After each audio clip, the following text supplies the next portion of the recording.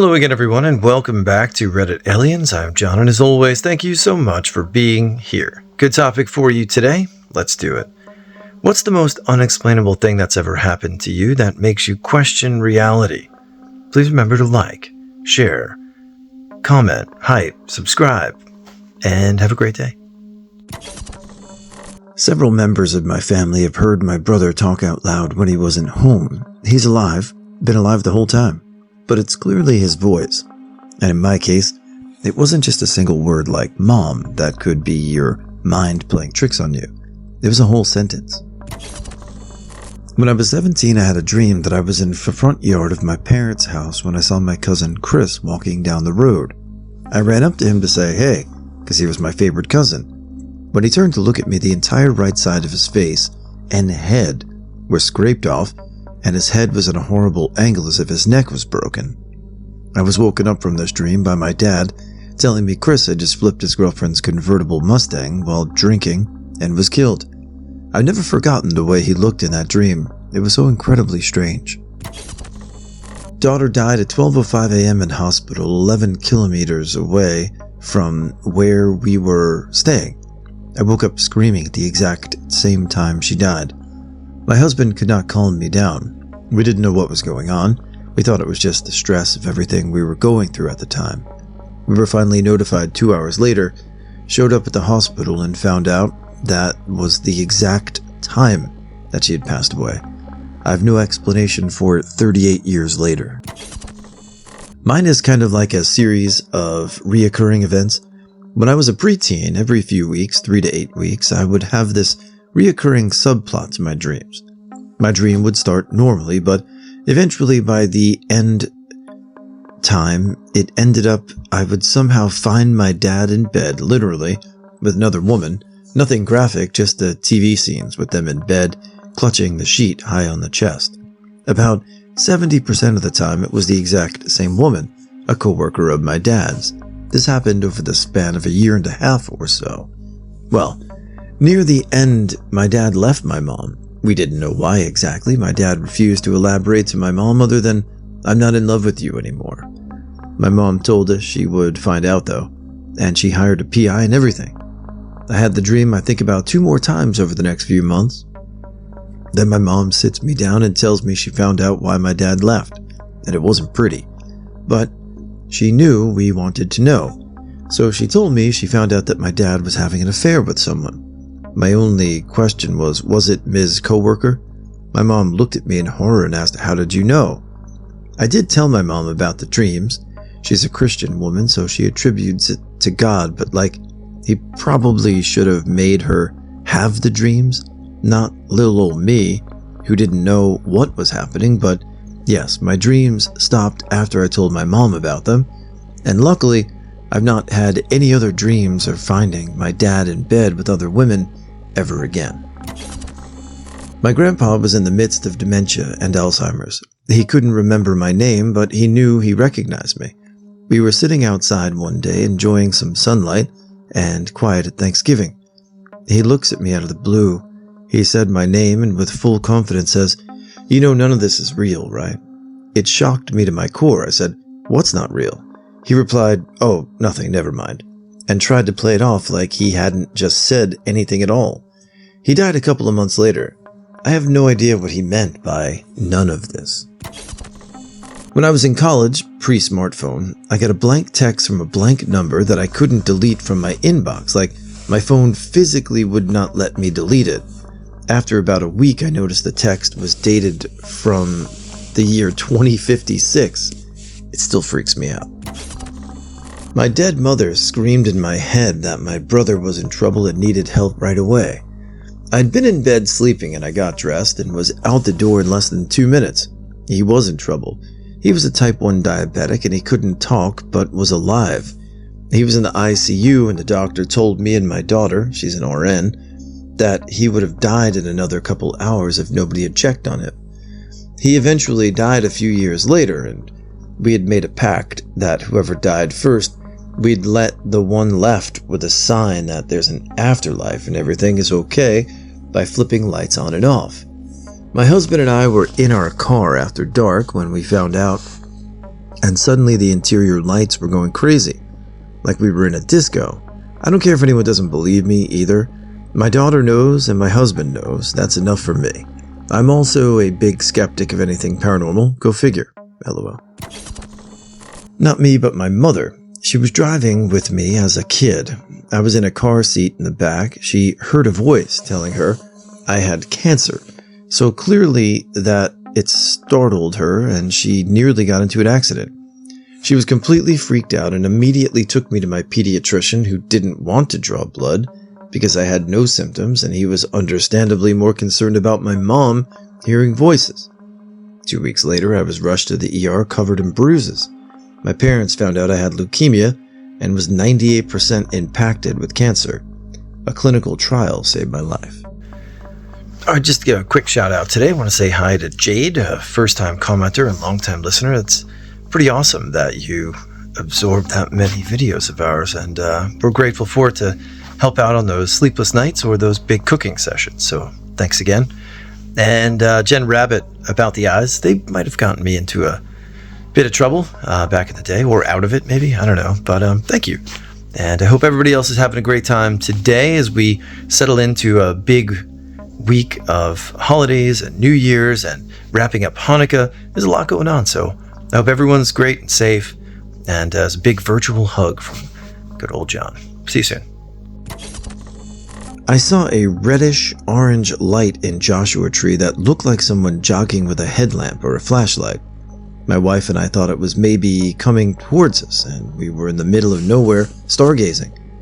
So we kept watching it, and as it kind of bounced and moved along at a pace on par with a jogger or a slow runner, eventually it kept the semi-bobbing motion and started basically floating, and eventually stopped bobbing and went up about 50 feet and moved away from us.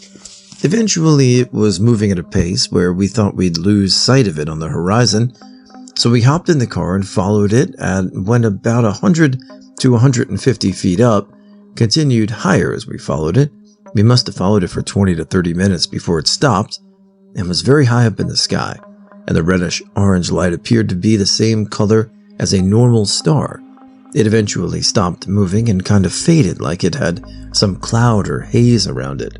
It was a completely clear night. We stopped and just stared at it for about 20 minutes, confused as all. We get out of the car and were completely confused. Eventually, it became what appeared to be a normal star in the sky, not moving, just a normal star. We were shook, to say the least.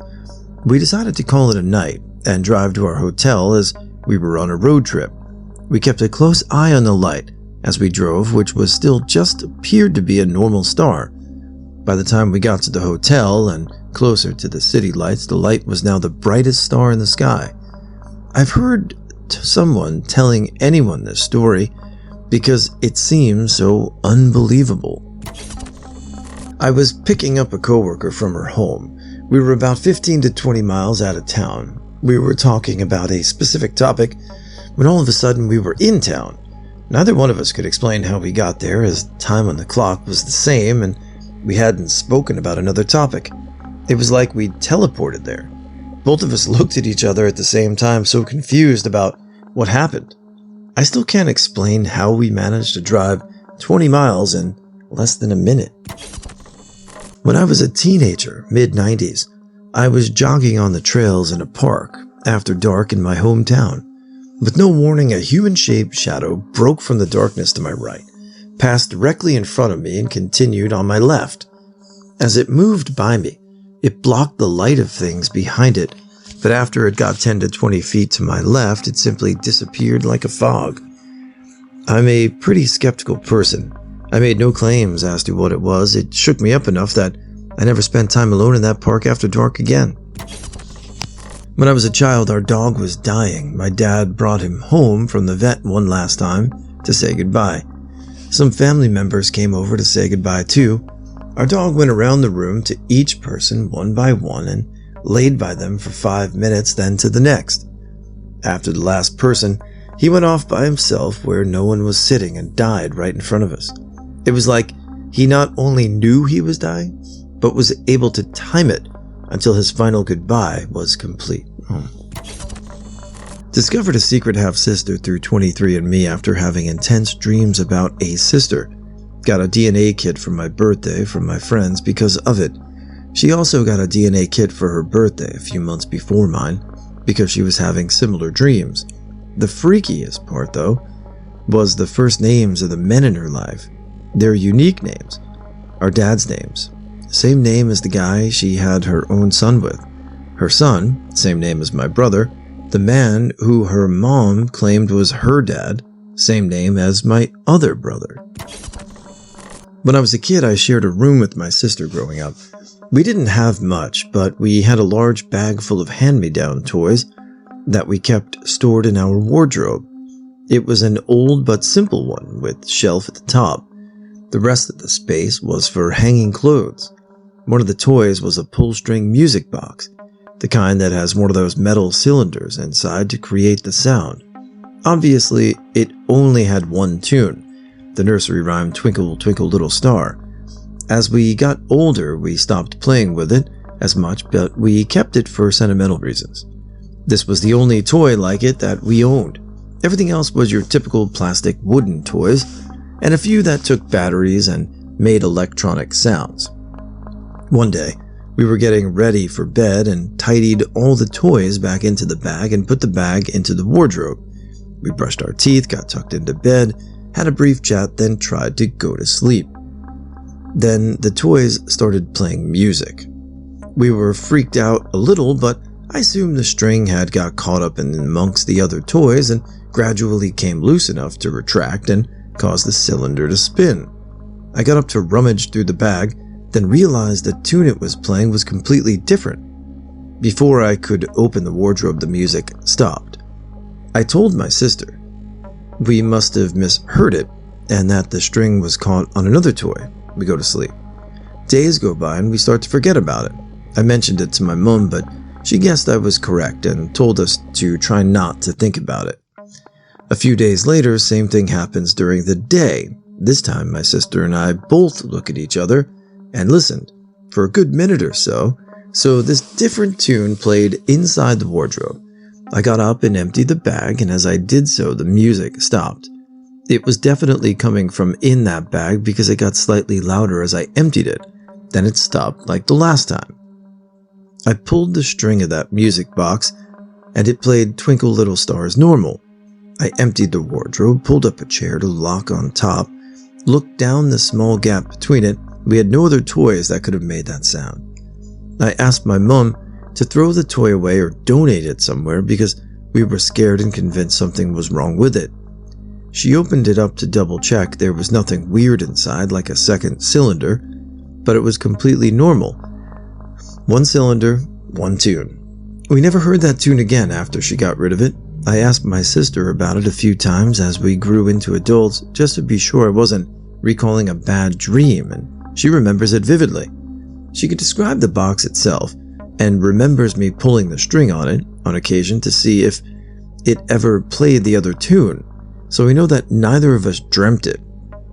We both experienced other weird shit individually growing up, but that was the only time we both saw or heard anything weird together.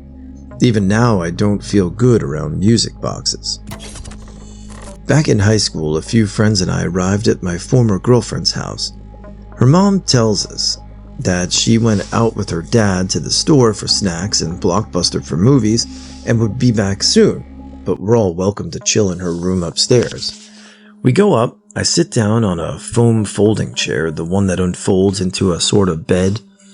Two others are around me, and another friend goes on the computer, but otherwise we're in a semicircle C where the gap is facing her bedroom door. After a bit of hanging out, we look up at the bedroom door slowly opens by itself and stops about 3/4 of the way. We speculate on how weird that was, but otherwise pay it no mind. A few minutes later, my former girlfriend comes into the room acting all indignant, asking us what was up with us hiding from her. Apparently, from her point of view, she arrived with her dad. Her mom told her we were upstairs. She went up, opened the door, but got confused that absolutely nobody was there. Went back downstairs and asked her mom, Did her friends go outside or something? Her mom assured her that we were still upstairs. so she went back only to find us chilling there as we had been. Weird glitch in the Matrix where we couldn't see her but saw the door open and she couldn't see us in that moment. I don't know. Hanging out on the back porch with friends, I started bleeding randomly from the middle of my forehead like it was pooling up slowly in the middle of my forehead until it formed a drop of blood and started dribbling down, almost like I had been poked with a needle or something. After wiping my forehead a few times with a paper towel, it stops. Not even 5 minutes later, it happened to my best friend. Not bleeding anymore or less, just pools up into a drop of blood, then dribbles down. His stopped pretty soon after it started as well. Never understood what happened. I've had funny thoughts like maybe we were both sampled by aliens and they just that quick with it now. LMAO. Got to friend's house on a Friday night for smoking, drinking, cards. Other friends were there. It was the kind of house folks coming and going all the time. Everyone was tense and milling around. Andrea's purse is missing. We can't find it. Huh? Vibe was uncomfortable. I went out to the back porch for a smoke, having barely even said hi to anyone. Nighttime, raining, old New England house. Halfway through my cig, I got the worst sudden feeling of total fearful unease, as if a bear had suddenly appeared before me and was about to maul me. Adrenaline in mouth and all my hair standing up, and in one very upset motion stubbed out my smoke, launched myself back inside the kitchen, almost knocking over another friend, and whipped into the pantry where I stabbed the open button on the microwave, and lo, there's Andrea's purse, hidden in the microwave. Found it, I bellowed, now nearly crying with this oddball out of nowhere anxiety, holding it aloft and stepping back into the kitchen where Andrea grabbed it, hugged and thanked me and split, and another friend, who was clearly the hider, stared daggers at me. "Oh, you must have hit it there," she snarfed at me. "Defer?" I just got here. The panic was subsiding. No idea how I knew. For that matter, no idea that I even cared. Especially, I was a new arrival, and it wasn't my circus. I was driving back to my apartment in between classes in college, and I realized I had a little extra time, so I decided to run to the gas station. I made a turn in an intersection to cut through a neighborhood and avoid the main road. And 20 yards after that turn, my car felt like it floated up in the air. Not like it bounced in a weird way, but it felt for maybe a full second or two like gravity had been switched off. I swear the car settled back down onto the road like someone had flipped the gravity switch again, and I slammed on the brakes, threw it in park, and leapt out of the car. I was positive something had gone haywire with the suspension, but there was nothing. Absolutely nothing. I even took it to get the tires rotated that weekend and asked the mechanic to check everything underneath. No issues. To this day, I have no idea what it was, and that memory is forever seared into my brain. No drugs, no drinking, just a random Tuesday afternoon in the fall. When my oldest child was a few months old, it was summertime, so I always put a hat and sunglasses on them since we live in a very sunny area. I'd gotten them dressed and in the car seat got my purse, the diaper bag, my coffee, and the 10,000 other things new parents think they need for a short trip. Was walking out of the room into the hallway when the sunglasses fell onto the floor under the bookcase by the door. I said to myself, I'll get those later, and left. Came back in 2 minutes later because I'd forgotten something and the sunglasses were on top of the bookcase as if someone had set them there while tidying up. I was the only person in the house, and I hadn't gotten on my hands and knees to fish them out from under the bookcase yet. I was, and remain, dumbfounded. I hit 2 lights on my way to work, and I've had the same commute for the last several years. One of those lights is an exit ramp off a highway onto a major road where I have to turn left, so I more commonly have to completely stop at this light in order to get a green to go left. This is a long light, so I'm always thankful if I hit the light and it's already green. Saves me a couple of minutes. Anyway, about a year ago I hit a string of hitting this light on green. I started noticing on day 3 and became more and more excited as the streak continued. 5 days, then 10, then 15. I was calling friends, family, and coworkers. For a week or so, my morning commute was the talk of the office. By the time it ended, I had hit that light at green 18 times in a row. It was one of the most amazing things I'd ever experienced. My brother and I were chilling in his room pretty late one evening. No one else in the house. We heard footsteps coming toward his room from the hallway. His door slowly opened. It was already ajar, and it's one of those doors that always almost closes by itself if you leave it wide open. Never stays open without a doorstep. Always a round concave indentation slowly appeared on his bed in a spot that his then recently deceased cat used to sleep, and a tennis ball-sized orb of blue-white light appeared in that dip. We both looked at each other, then back at the bed, then back at each other just to check if we had both seen and heard the same thing, and we had. Until this day, we still have no explanation. I was driving from Colorado to California, and there's a stretch in the middle of nowhere of about 100 miles with no gas stations. I'd made the drive several times before and knew to look for the signs warning me that there wouldn't be gas stations soon. I'm not sure how I missed them on this trip, but soon I saw my gas gauge dropping and I was getting nervous. It was raining sleet and windy, but when my gauge had been below zero for a while, I decided I finally had to pull off the 2-lane highway to see if AAA could bring me gas, or wondering if a trucker might have a canister of some. While I was parked on a tiny side road, my calls to AAA or my insurance wouldn't go through. Too middle of nowhere and bad weather. Truckers said they only had diesel, no gas. I started really getting scared. I'm not a particularly religious person, but I started praying for help. As I sat and watched, my gas gauge started slowly climbing. I watched, stunned, as it climbed to a quarter of a tank. Maybe I could make it.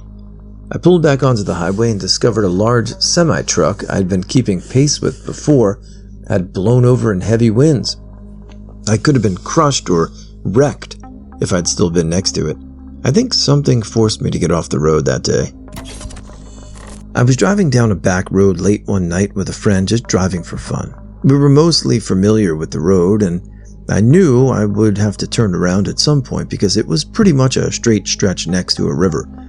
Out of nowhere, there was a huge flash of light. Think lightning close by, but no thunder, and pretty clear evening.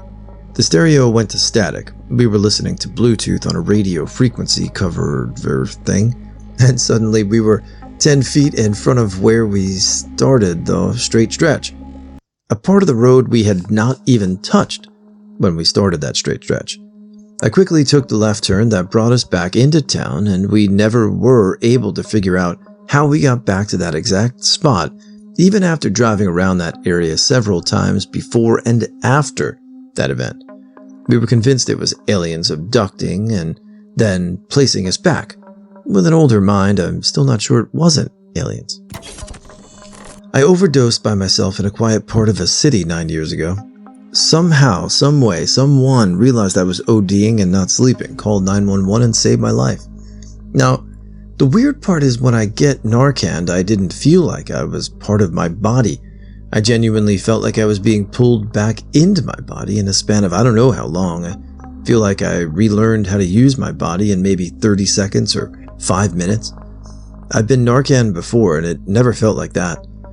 The paramedic was my brother's friend and knew me. She said everyone was positive I was dead and only kept working because they knew my brother. I read somewhere in college there's a theory that right before you die your body releases this chemical and it can feel like a whole lifetime has passed by in the span of a few seconds. I still find it insane. I lived, and sometimes I still think that this is all a dream. Maybe time stopped for me in 2016 and all this is the last screams of my oxygen-deprived mind. Maybe.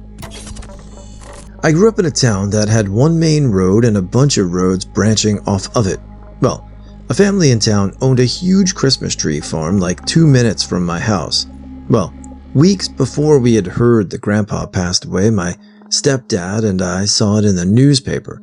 Fast forwarded, my stepdad and I were now in the lawn, and we had stopped by the ditch to talk for a minute. Sure enough, the old man that had passed was walking down the street. We waved, he waved. My stepdad and I looked at each other, confused, and just carried on with what we were doing. When I was a child, 8 or so, I saw a girl come out of the mirror and start walking toward me. I was terrified. Put my head under the covers for a while until I worked up the courage to look again. When I did, she was gone. This was not a hallucination. I was not dreaming. I still swear to this day I saw a girl come out of my closet mirror. Mirror is the whole closet, 6 by 3.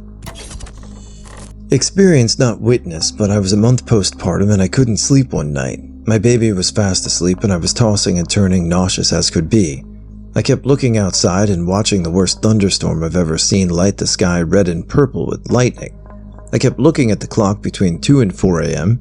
and getting more sick to my stomach. Around 5 a.m. I decided my phone again and had almost 20 missed calls from my husband's brother-in-law. I immediately knew someone had died. Turns out his mom died somewhere between 2 and 3 a.m. This isn't supernatural or anything and not even unexplainable, just a story I like to tell from a few years ago.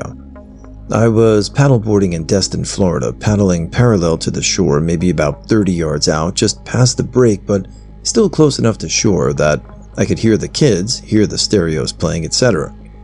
So I'm paddling along when I see this giant shadow under the water ahead. Now, I've been paddleboarding for close to 15 years, and I've seen sharks, alligators, manatees, rays, etc., but this was much, much bigger than anything else I'd seen. At first, I wasn't even sure what I was looking at. I just saw that it was swimming in the same direction I was. It was big and it was fast.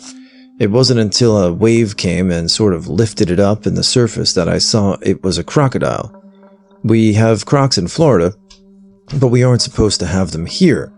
So my body instantly just freezes up and all I can focus on is not falling in right now, and I can't take my eyes off this dinosaur swimming in the water 20 feet in front of me. What made it especially wild to me is that people were in the water even closer to this thing than I was, but they had no idea. I thought about yelling out and letting people know, but my body refused to do much of anything other than use my paddle for balance until it eventually outpaced me and just swam away.